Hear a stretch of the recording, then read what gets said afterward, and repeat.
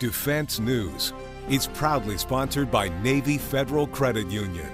If you're a member of our nation's armed forces, the Department of Defense, or if your family is, we'd be proud to serve you too. On this episode of Defense News Weekly, the Army's acquisition chief talks about what the U.S. needs to do in order to supply Ukraine with lethal weapons without depleting its own stockpiles. See how he plans to meet the demand. And the Marine Corps rolls out a plan to modernize its bases, both for updated defense and a better quality of life. Get a look at their priorities to move forward. Also, the tiny piece of metal that grounded hundreds of advanced U.S. aircraft. Hear the story of what led to the Air Force to temporarily keep many of its tankers on the tarmac for a short time. Finally, Afghanistan veterans head to Capitol Hill to talk about the controversial U.S. pullout from the country. See some of the emotional testimony. It's those stories and more, and the latest in news and analysis from the Pentagon to the platoon, here on Defense News Weekly.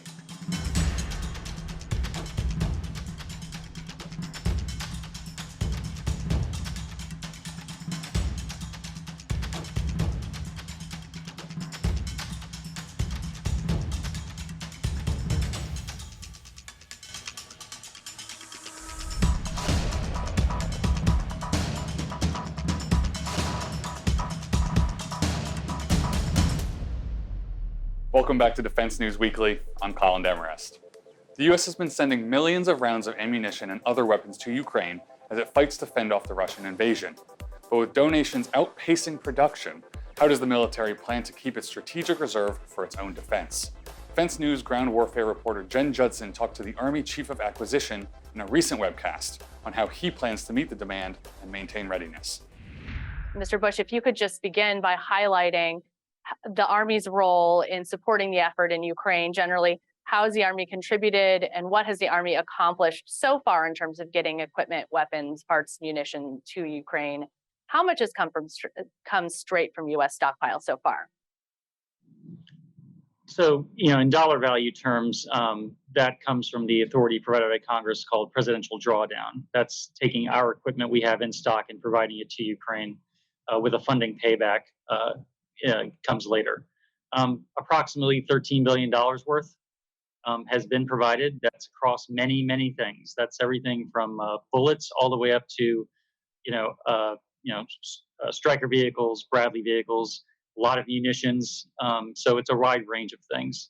That effort, though, has come with, thanks to Congress as well, a very flexible way for us to replenish those things and funding that we have been using aggressively to get the replacement items on contract quickly. So the Pentagon has committed the Army. You'll supply over 1,600 Stinger missiles, over 8,500 Javelin systems, 1 million 155 millimeter rounds, Gimblers, list goes on. How much longer can the Army pull from ammunition stockpiles? Has it reached its threshold where it can't give up any more to Ukraine and now must build more? Can you talk about that tipping point? So first of all, a lot of the numbers, including all those, are in the public space are not accurate. Some of them are, frankly, higher than reality, but they're still significant numbers. So a judgment on readiness, meaning the readiness question in terms of what's the risk with sending something versus retaining it in stock? So I don't do that in Army acquisition. Those judgments are being made by the Secretary of the Army, Chief of Staff of the Army, Secretary of Defense, Chairman of the Joint Chiefs. And they, I just know that watching the system, they are very carefully monitoring that question every time one of the drawdowns is reviewed. And they are in a position to make those judgments based on all the facts and all the things that come into play. So from an acquisition perspective, I just know that we are moving out rapidly, far faster than normal to replenish. That will help mitigate risk over time to stockpiles. But stockpiles overall, I can just assure you, based on what Secretary of Defense has said, the United States is still fully ready for anything that could happen. The Army has also committed some major weapon systems like Patriot and Abrams tanks. I'm going to ask a couple of questions on this. To start, the Army is committing 1 Patriot battery. That's tough for the service considering the op tempo for the Patriot Force. That's the highest in the Army. How are you managing to commit a system considering how this capability is stretched thin around the globe? And How are preparations going to transfer this? This isn't a system that can be learned how to use overnight. So when do you anticipate it arriving in Ukraine? So I can't give a detailed date, but training is already well underway. And we have found a way using some of our systems that weren't in operational units to do this. We're going to do this in a way that doesn't directly affect any operational unit readiness. As far as timelines, yeah, training is underway. Ukrainians have been very, very effective at learning complicated things very quickly. That's happening here. So I anticipate our systems being in action over there very soon. And for Abrams, the secretary has indicated that it won't take a year and a half to 2 years to get it to Ukraine, but it also won't take just months either. So what is the most practical time estimate you've seen to get those to Ukraine, and why will it take that length of time? Many readers have been asking, how come it takes so long to get tanks sent to Ukraine? Can you talk about what's involved there? The first thing to remember is that it's not just sending a tank. So a tank by itself is not a military capability. You have to send the whole package. So that includes ammunition, vehicles to maintain it, fuel, and you have to do the training on the system so that it can be sustained in combat. So the first thing to remember is it's far more complicated than just sending a particular combat vehicle. The second factor is we have to prepare equipment to go in a way that doesn't impact readiness of U.S. Army units, and it doesn't affect deliveries of equipment to other allies who are also we are working to fulfill their orders for M1 tanks. So there's numerous factors that get into this. Multiple options are being considered, and the Secretary of Defense, they're just not yet ready to announce an exact timeline, and we may not announce an exact timeline because, again, we don't want to give the Russians certainty about when something's going to arrive. But efforts Sure. are underway to do it as quickly as possible. General McConville, for the better part of a year, has been saying we won't be replacing stuff going to Ukraine with new old stuff. Can you talk about what that looks like for certain systems that are going over, like Stinger comes to mind, but there are other efforts underway to ramp up delivery of other modern versions of things, such as maybe replacing M113s with AMPV. So what else might be afoot? Can you talk a little bit about that? I can, and that's a key flexibility that Congress has given us here that is very advantageous. So you mentioned 113s. Those, of course, aren't in production anymore, and we don't want them anymore. So we are replacing those with AMPV, which is currently in low-rate production and hopefully about to go into full-rate production. We're doing in other areas. So some of our older radars that have been provided, we are going to replace with the very latest, newest Army ground-based radars. We're doing it with munitions going over. So if we send an older version of, say, a TOW missile, a Patriot, or something, even a Javelin, we are able to replace it with just the latest thing in production that's the best thing for the U.S. Army. So that's really important that Congress allowed us to do that, and we are taking maximum advantage of it. One limitation on it is it has to be something that's in production. So we can't do research and development. We have to replace it with something in production that's ready to go. So, for example, we send night vision devices.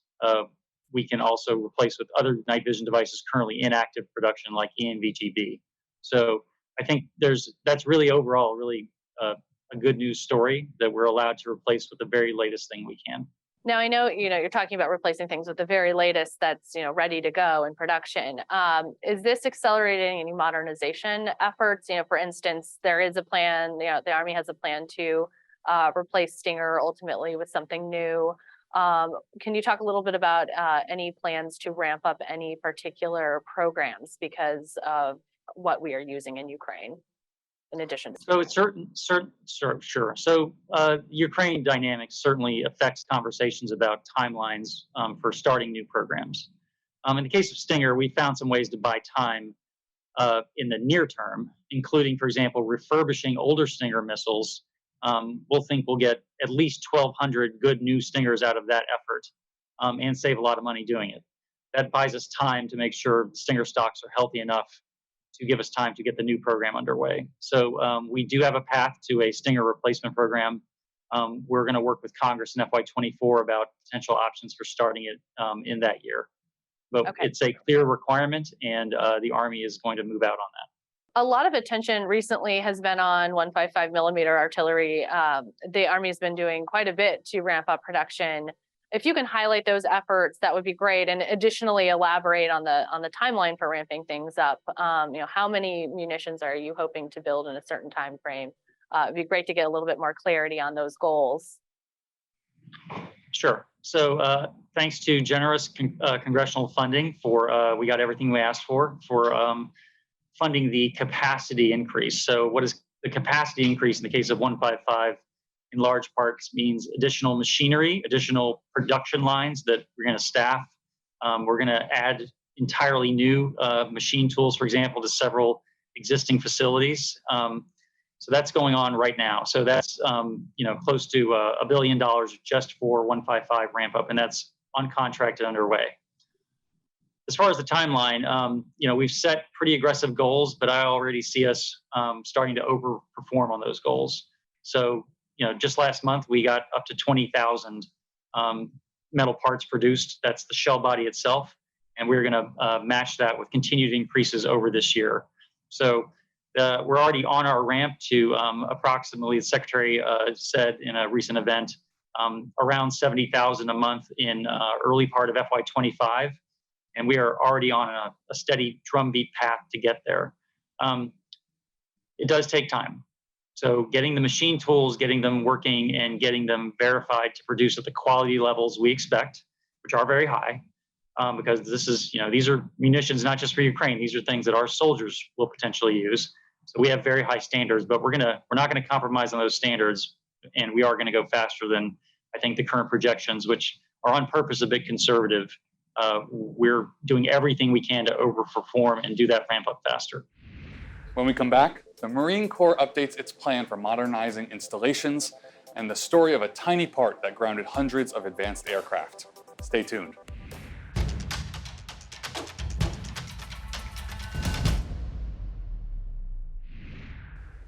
Welcome back to Defense News Weekly. The Marine Corps is in the midst of outlining foundational changes to how the force will be structured in the coming years, but it's also got its eye on how and where it will house its troops. What are its priorities as it reshapes its installations? Marine Corps Times reporter Irene Lowenson digs into a recently released report that outlines what the force wants to focus on in designing the bases of the future.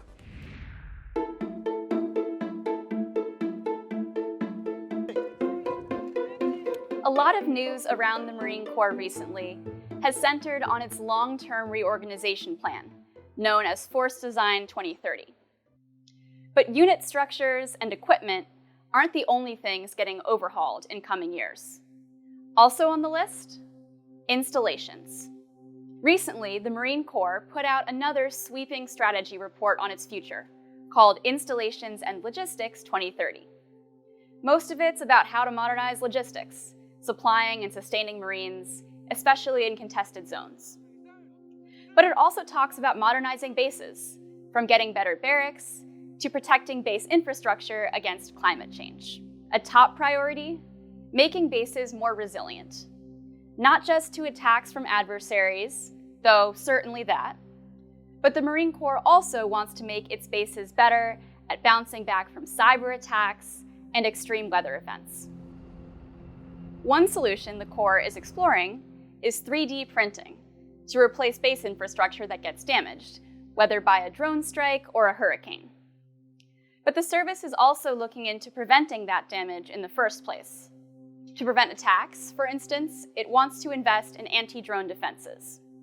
And to keep power running to base systems in any conditions, it's exploring alternative energy sources, like solar. Some capabilities, including people and equipment, may be too vulnerable where they are now and will simply have to move. But the Marine Corps hasn't yet provided specifics on what will have to move where. Finally, the Marine Corps says it wants its bases to be better places to live. On a recent call with reporters, one official said that's key for retaining Marines. Quality of life is one of those pillars that we're really kind of getting into. It's really kind of linked to retention because if we continue to do the quality of life, of the young Marines. They're going to want to stick around. So when you think of quality of life, you think of the gyms, you think of the barracks. Barracks very much so at the forefront, as well as services and family housing and services you provide those families. That sentiment was echoed in a recent hearing on Capitol Hill on troops' quality of life.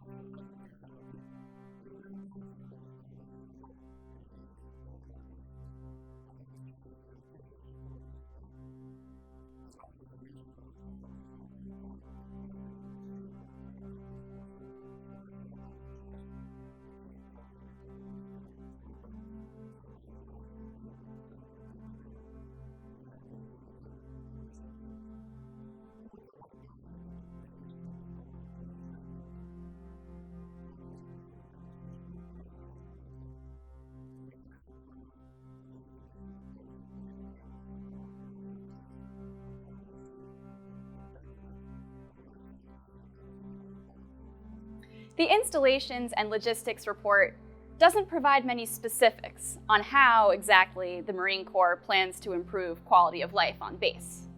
But we do know that the Corps is considering the possibility of building more barracks with help from the private sector. The report mentioned, as an example of privatized barracks, Pacific Beacon. That's a housing community for E-4 sailors in San Diego, boasting a rooftop pool and outdoor fire pits. Well, a Marine corporal can dream. Most of these changes will take a while.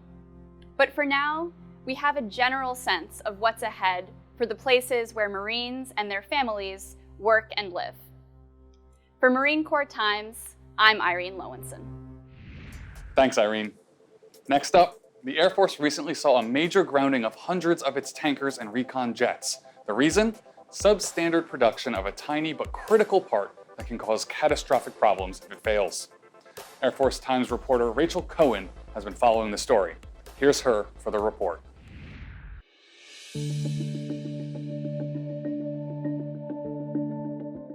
It's not the first thing you think of when you look at the U.S. Air Force's formidable arsenal. Could this plane's tail just fall off? It sounds almost far-fetched, but that worry pushed the service to temporarily stop flying hundreds of tankers and reconnaissance jets in the past month. Officials feared that a faulty component in the airframes could bring planes down. How could that happen? At issue are metal pins that attach an aircraft's tail fin to the body of the plane. The Air Force discovered some of those pins are too small or too weak to last between trips to the repair shop for some of the aircraft. And if those pins fail, the result could be catastrophic. In February, the Air Force began searching 5 fleets for the bad pins. While it hunted for them, it issued orders. No flying a plane until it's checked for compliance and given a clean bill of health. The result was that hundreds of U.S. aircraft had to sit on the ground until they could be checked out. The aircraft affected were the KC-135 tanker aircraft, E-3 airborne target tracking jets, and other recon planes like the RC-135 and WC-135. The Air Force won't say exactly how many pins it's needed to swap out, but the problem was found on at least 24 tankers and some E-3s. NATO and 4 foreign countries that fly the E-3 are checking their jets as well.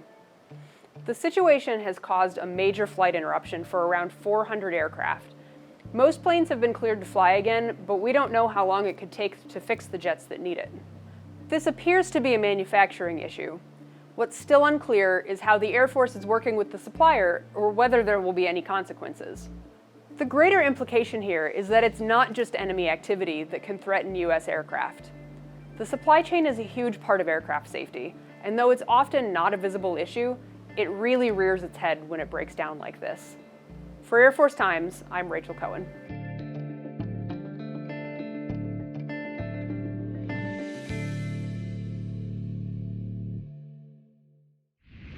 Thanks, Rachel. When we return, our personal finance expert talks about the basics of navigating student loans.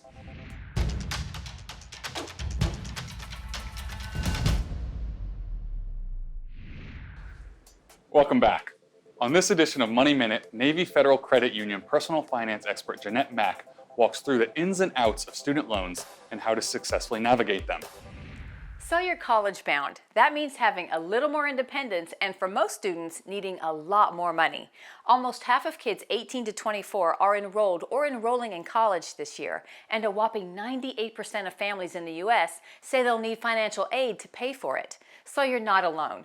For military members and their families, the post 9/11 GI Bill can fully cover your tuition costs. But if you've used your benefit or you're not in the military, federal student loans are still a good option. It's backed by the government and usually has a fixed, lower interest rate and lots of repayment options. Fill out the free application for federal student aid available every year in October. After that, you should and may still need to research scholarships and grants in case your student loan doesn't cover enough. If that's the case, private student loans from your bank or credit union can help fill the gap.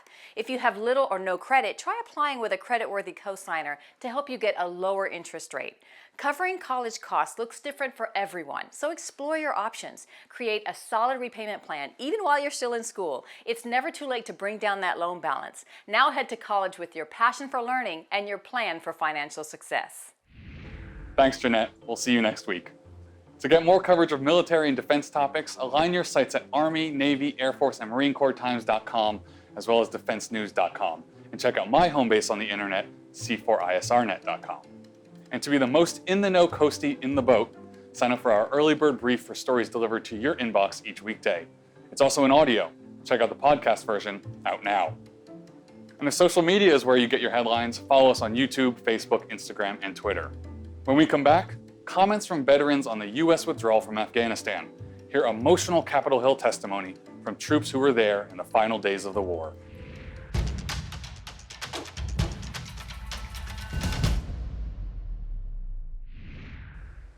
Since Republican lawmakers took over the House of Representatives in January, they've opened new hearings into the 2021 withdrawal from Afghanistan. In a recent proceeding on Capitol Hill, veterans of that withdrawal had a lot to say about how it was done and mistakes that were made as the war was drawn to a rapid close. Then a flash and a massive wave of pressure.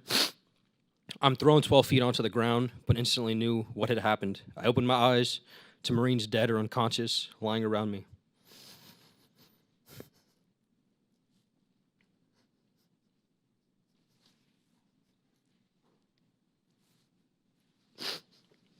That's Marine Sergeant Tyler Vargas Andrews, who was on duty at Kabul Airport during a suicide bomb attack that killed 13 of his compatriots in 2021. Vargas Andrews was one of several veterans and experts who spoke to House Foreign Affairs Committee recently about the problems surrounding the U.S. withdrawal. The withdrawal was a catastrophe, in my opinion, and there was an inexcusable lack of accountability and negligence. The 11 Marines, 1 sailor, and 1 soldier that were murdered that day have not been answered for.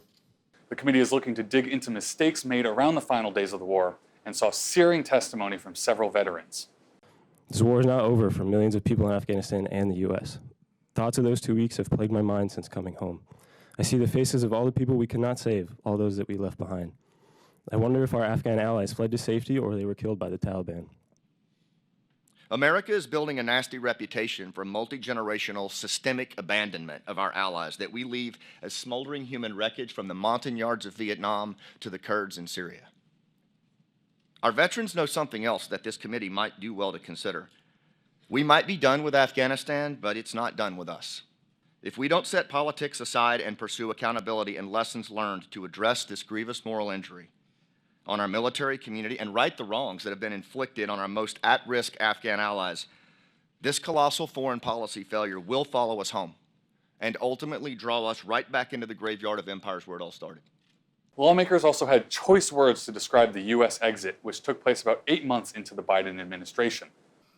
What happened in Afghanistan was a systemic breakdown of the federal government at every level and a stunning failure